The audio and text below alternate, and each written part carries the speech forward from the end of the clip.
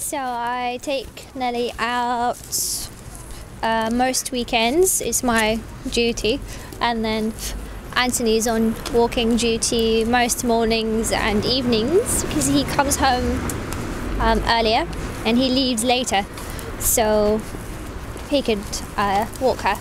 Otherwise I'll have to get up at 6, and she doesn't want to go out at 6 even. Oh no. Apparently I have to like close her nostrils so she remembers to breathe from her mouth. And everyone just looks at her like when she's doing that. What's going on with your dog?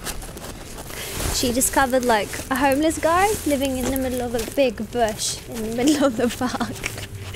And now it's a ritual. She has to go and say hello to him every time we go, which is a bit scary. I get a lot more attention with a dog. Everyone's friendly to me, even like in South London here. She's like so excited, she's strangling herself. She knows we're going to the park. For an Arab, to have a dog is something that's considered like dirty, and everyone thinks dogs belong in the street. So the first thing I wanted to do was get a dog. But it's not to retaliate, it's because I love dogs. My mum is...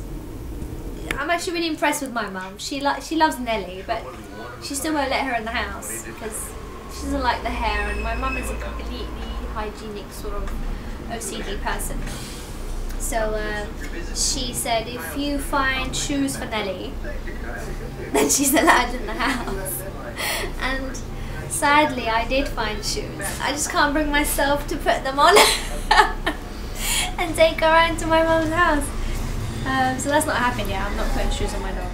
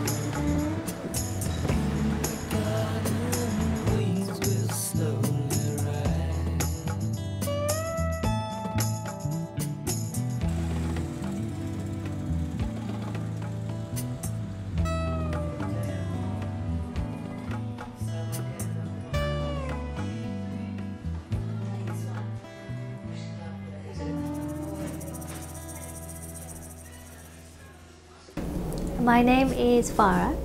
I'm 32. I live in London with my boyfriend, Anthony, and my dog, Nelly. I was born in Baghdad, and I have very, very sweet memories. Not like how everyone would, think about it now. I left when I was about 11, just before you start to learn English, basically.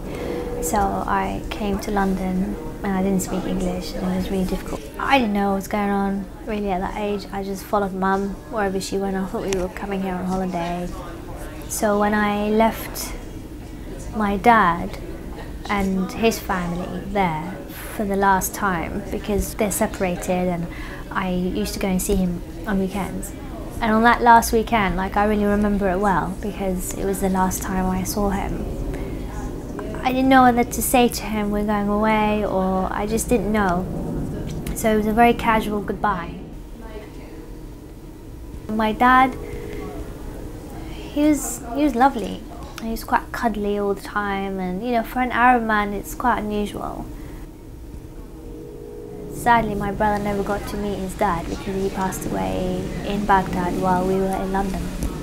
I always used to tell him, like, you know, at least you didn't know him. Like, I know my dad, and I don't even know if he's alive. And you know how I used to explain to him about the dad situation, because he didn't know until he was 13 that we had different dads. I knew he was alive for about 10 years, but I always had it in the back of my mind that I'm not going to find my dad through my mum, because she's the last person who will probably want me to find him. I didn't want to hurt her. I didn't want her to think that this is a big, massive issue in my life. And it really was. I would like cry myself to sleep just thinking about it. This took me to about 20 years now of this hell. I think for like another 10 years, I just gave up, and I thought, I think he's dead, and my mum's not telling me about that now. Because another war happened, and I thought, he's definitely gone.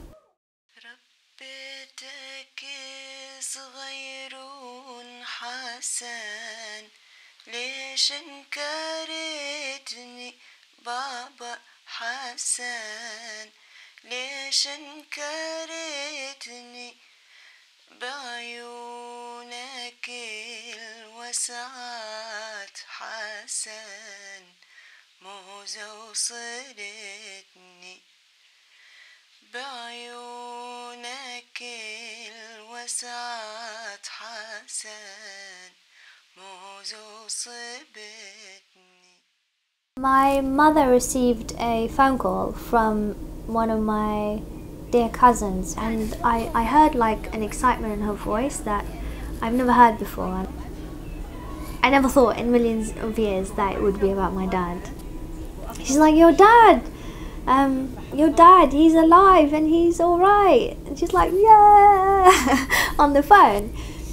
And I thought, I didn't think. I just went numb. My legs went really weak. My cousin bumped into one of my cousins from my mum's side who was visiting Baghdad at the time. And they just went, you know, aren't you Ahmed from blah blah family? And he said, yeah, aren't you Mo from blah blah blah family? And they went, oh, you know, in their Baghdadi way. I don't know what happened.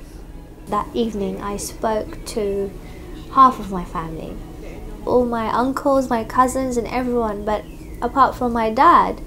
I didn't speak to my dad that evening. I spoke to him like the next day, because it got really late and he was already sleeping. So I told everyone at work, I was like, listen, I have to finish at 6 today. Dead on 6, I have to go. I found my dad and I'm going to speak to him at 6. Some people don't know anything about my dad at work and things like that. So I had to tell the whole story, and just so they know how important this phone call was. My dad called something like 6:05. And I answered, and I don't think I said much. I just picked it up and started crying. And then I think he was a lot stronger than me, you know. He was like, Faroha, Ani Baba. And I was like, I couldn't believe it. That I heard my dad's voice, you know, after thinking like, this guy's dead for quite a few years.